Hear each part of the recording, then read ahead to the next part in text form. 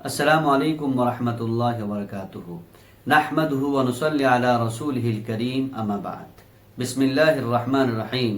پیارے بھائیوں اور بہنوں، آج ہم ایسے زمانے میں جی رہے ہیں جہاں انگلی کی ایک ٹچ سے ہمارا ایمان کمزور بھی ہو سکتا ہے اور مضبوط بھی۔ آج ہمارا دل مسجد سے زیادہ موبائل میں لگا ہوا ہے۔ قرآن و حدیث، ذکر و اذکار سے زیادہ ہم فیس بک، انسٹاگرام، یوٹیوب، ٹک ٹاک پر وقت گزار رہے ہیں۔ ایسے میں سوال ہے، کیا سوشل میڈیا ہمارے ایمان کو کمزور کر رہا ہے یا مضبوط کر رہا ہے؟ ویڈیو کو آخر تک دیکھیں کیونکہ یہ سبق آپ کی زندگی بدل سکتا ہے۔ سوشل میڈیا نعمت یا آزمائش؟ اللہ تبارک و تعالی نے ہمیں علم، ٹیکنالوجی اور کمیونیکیشن کی طاقت عطا کی ہے، لیکن یاد رکھیں ہر نعمت امتحان بھی ہوتی ہے۔ اللہ تبارک و تعالی نے قرآن کریم میں فرمایا وَنَبْلُوكُمْ بِالشَّرِّ وَالْخَيْرِ فِتْنَةً، اور ہم تمہیں اچھائی اور برائی دونوں سے آزماتے ہیں۔ سوشل میڈیا ایک ایسی آزمائش ہے جہاں نیکی بھی ہے اور گناہ بھی ہے۔ It depends on how we use it۔ یہ اس بات پر منحصر ہے کہ ہم اس کا استعمال کیسے کرتے ہیں۔ ایمان کو کھا جانے والی اسکرین۔ آج ہماری آنکھیں غیبت، فحاشی، حسد اور دکھاوے سے بھری ہوئی ہیں۔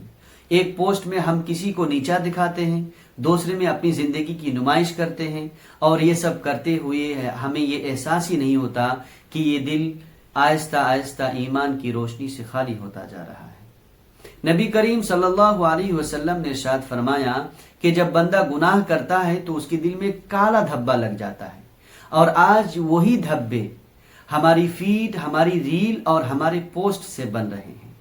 ہم میں کتنے لوگ ایسے ہیں جو نیکی بھی ریاکاری اور دکھاوے کے لیے کرتے ہیں۔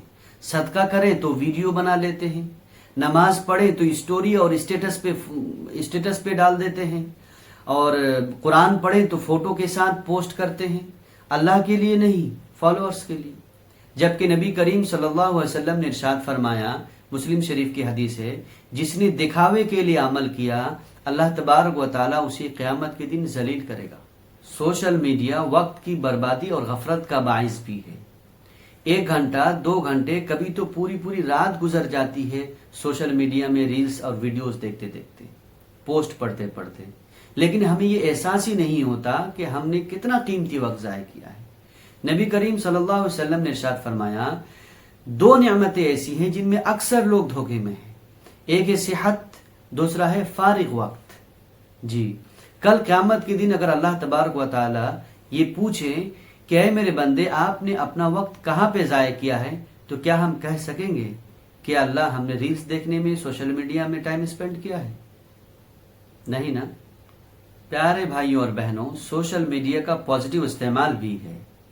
جی، یہ شیطان کا ہتھیار بھی بن سکتا ہے اور دعوت حق کا راستہ بھی۔ یہ ہم پر ہے کہ ہم اس کا استعمال کس نیت سے کرتے ہیں۔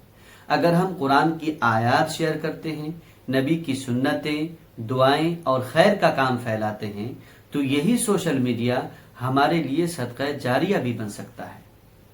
سوشل میڈیا سے ایمان کو محفوظ رکھنے کے کچھ اصول۔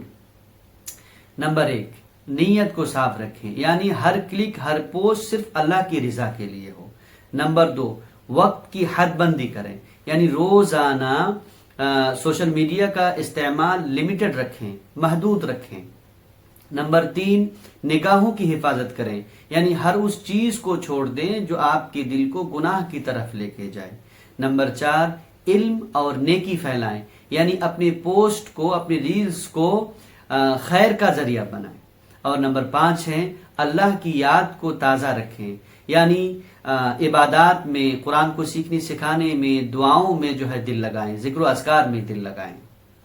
میرے پیارے بھائیوں اور بہنوں، سوشل میڈیا ختم نہیں ہوگا، لیکن ہم بدل سکتے ہیں۔ اگر چاہیں تو اپنے موبائل کو جنت میں جانے کا ذریعہ بنا سکتے ہیں۔ اگر غفلت برتیں تو یہی موبائل جہنم کا راستہ بھی بن سکتا ہے۔ اللہ تبارک و تعالی ہمیں وہ بصیرت دے کہ اس پرفتن زمانے میں، اس آزمائش کے زمانے میں بھی ہم اپنے ایمان کو محفوظ رکھ سکیں۔ آمین یا رب العالمین۔ اگر آپ کو یہ ویڈیو انفارمیٹیو لگی ہے تو اپنے دوستوں کے ساتھ ضرور شیئر کریں۔